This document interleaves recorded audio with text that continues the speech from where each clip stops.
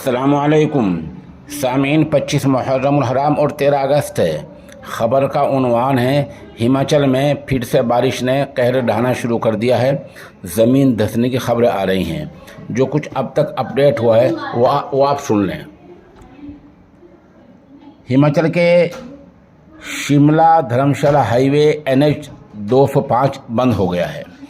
बिलासपुर से शिमला की जानिब एक पहाड़ी नीचे को बैठ गई है। इससे कई मकान गिरे हैं और 2 गाड़ियों को भारी नुकसान पहुंचा है। उधर ज़िला मंडी में बारिश से काफ़ी नुकसान हुआ है। यहाँ भी कई मकान गिर गए हैं। 5 मकान गिरे बताए गए हैं।